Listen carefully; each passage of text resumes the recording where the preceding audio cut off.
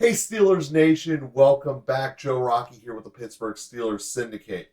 And as I mentioned in some of the prior episodes, we're going to be addressing your comments directly and importantly as we're going through the process of making the Pittsburgh Steelers Syndicate for you and by fans with fan interactions. So please, if you have a comment, something you want me to address, throw it out there and I will. We've been getting a lot of players that we'll be breaking down in the second half of this week. But in today's episode and tomorrow's episode specifically, I'm going to be breaking down two comment threads that I think were very important for us all as Steelers Nation to keep in mind as we are addressing this upcoming draft and in general, kind of the team in a broader sense as we're looking at the 2023 season here. So the first interesting point that we got was there's a lot of conversation out there about the Steelers' need granted, to draft a wide receiver early. And there's a lot of side conversations, side currents that are flown around here everywhere. Like one of the big ones, what happened to Austin? You know, he's the speed demon we drafted, and then he got a redshirt season. But what does that mean, and what was the backstory there? You know, what is the excitement about drafting another receiver in either 32 or 17? Like, why is there a buzz there? And just overall, this general Steelers need a receiver thing. So let's start with my foundational level of the belief going into 2023. And I know Steelers Nation that you don't want to hear this, but it's true. We don't score points. So therefore, there's a natural inclination to go out and get more tools to score points. Our team has been in the bottom third of point scoring for the last 2 years. There's a lot of reasons for that. I cite you to any Matt Canada episode that we have done in the last 3 weeks. Fundamentally, Matt Canada does not score points. He does not move the ball any more than he did when Fichtner was here, and the reality is that whoever the next guy is will be a vast improvement. So I start with that by saying that the potential that is on the field, and that is the one thing with the Steelers, the whole team essentially is potential. There's four glaring players now on the roster that are beyond potential. Boswell, Watt, Cam Hayward, and now we're looking at Mr. Highsmith. And yeah, I don't even put Minka there because Minka hasn't truly balled out unless the rest of the pieces are there. So he's a great complimentary and a fantastic, amazing guy, but his potential doesn't lie in his physical ability to mature. It actually relies upon the rest of the defense in front of him to be built up. There is no person on that offense that I can guarantee you 100% this is what I will get out of them this year. Not a single one of them. And a big reason why is there's an inept person in charge of the offense named Matt Canada. So I start with the very basic starting point. Why would I give someone who doesn't know how to make something work in the first place an important resource that I could use somewhere else on this team to make it better? That is the starting argument for all skill positions at both 17 and at 32. We get past day 2 and we're in the 4th round, second half of the draft. Whatever. Take your lottery picks. I don't really care. They're not going to play this year realistically anyway. And if Tomlin likes them, they'll be good assets for the new guy. But I honestly don't think that it's worth giving a skill position because when I look at this, there's no proven veteran that we're waiting to age out. You know, this isn't like on defense when we're saying, yeah, Peterson was a great signing, but we're going to get the long-term answer. So therefore, getting a corner at 17 or trading up and hopefully getting Gonzalez, that kind of thought process makes sense to me. But when we look at the offense, none of them are even close to aging out. So therefore, looking for another young one whose potential might shine or might not is probably like having too many plants that are all craving the sun in terms of getting the ball and potential, and you're just going to shade them out. And one of those particular people is Calvin Austin III.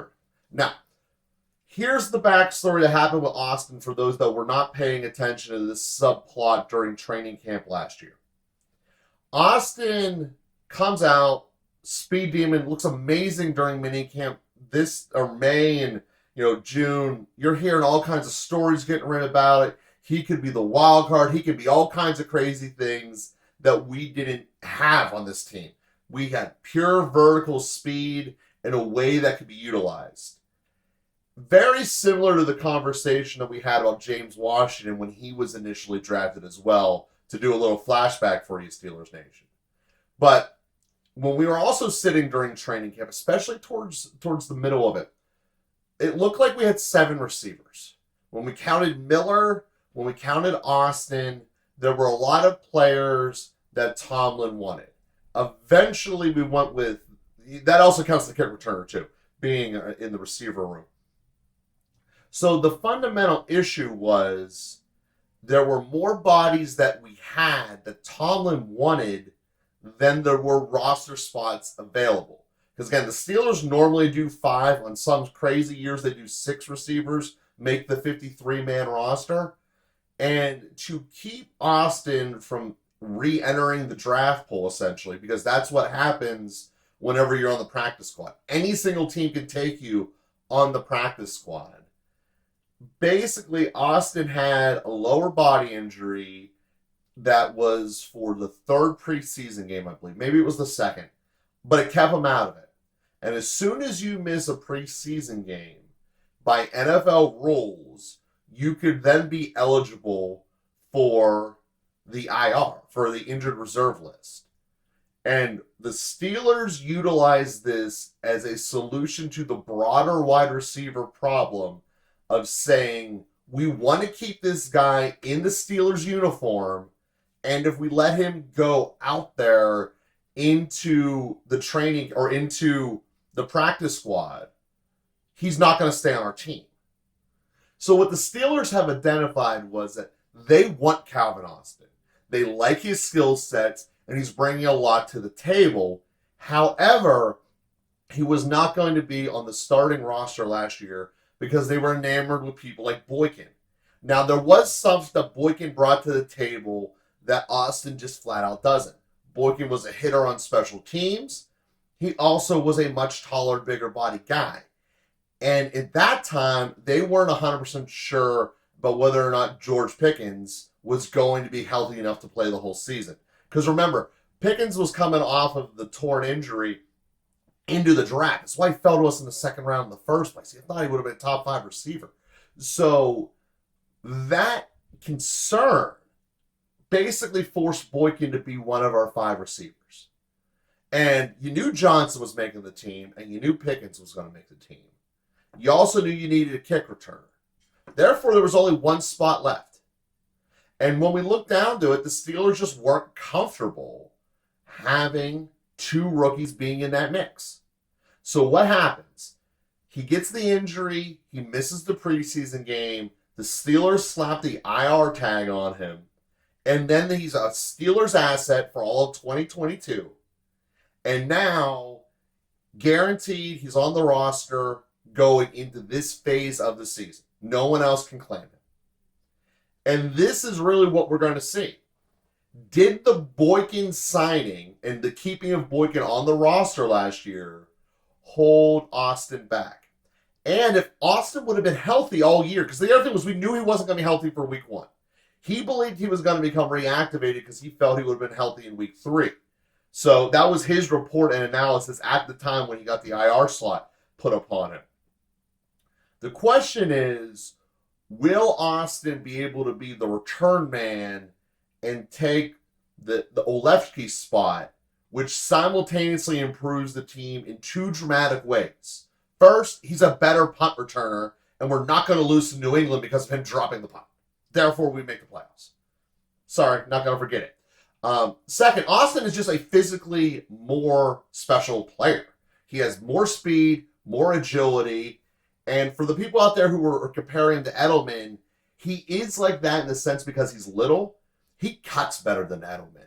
The thing that's yet to be proven on an NFL field is, can he set up the second layer of defenders? Because what Edelman was great at was finding not the hole to sit in it like Johnson does, but to be able to see this is where the linebacker layer is, this is where the safety layer is. So if I keep moving, I can set one or the other to be out of position and catch the ball in stride. Johnson doesn't catch the ball on the move. It's why his yak is on average 7 inches further than his depth of target. So horrible, by the way. So the answer would be, if we're drafting another wide receiver, does that indicate that they have lost faith in Austin? I think that would be 100% yes. If they draft a receiver at 49 or earlier, that's a very, very bad sign for Calvin Austin. One caveat on that is, obviously, if they trade Johnson, you have to draft a receiver with the pick you trade Johnson with, or at least that's the common belief. Do I think they're going to trade Johnson? In my heart of hearts, no. I just really, really want them to. I understand that you wouldn't because of the cap hit that you're going to receive this season. Next year's a different conversation. I just don't see him changing his stripes and becoming a different kind of receiver that will get open rather than sitting in holes. I believe that overall Johnson is holding George Pickens back. He is the superstar that I believe, if this team is going to have one guaranteed superstar on it on offense, Johnson would be my one. A very close 1B would be Muth. And then I don't see a true breakout, like this guy is going to be the best at his position for the next 5 years candidate. Obviously, Najee Harris is the potential there, but because of running backs not lasting 5 years in general, and him already getting a little dinged up, there's concern there. Not to mention the fact that a running game requires a dedication to it from the entire team and the staff. I don't see Canada being smart enough to do that. So overall, I believe that for the Steelers to be successful next year, we need to embrace the fact that we're only putting up 17 points. And if we get more than that, it's a godsend. So do I think that the Steelers should or would be better off using an early asset on an offensive skill position? Absolutely not. The ringmaster in charge is not capable of making it better. They already have a glorious sports car in Calvin Austin in the garage that they haven't used yet, which is basically another free pick. And with that being said, since they're not going to put up the points, we need to invest the assets in stopping points. And that's where I look at the Steelers overall. And tomorrow we're going to break down the number one real threat for 2023. And when I say real threat, I mean the Steelers' realistic threat and who they need to build this draft around taking out, and the way that I believe it should be done compared to the way that probably about half of Steelers Nation thinks it should be done. So I'll talk to you guys tomorrow at 7. Steelers Syndicate, see you tomorrow.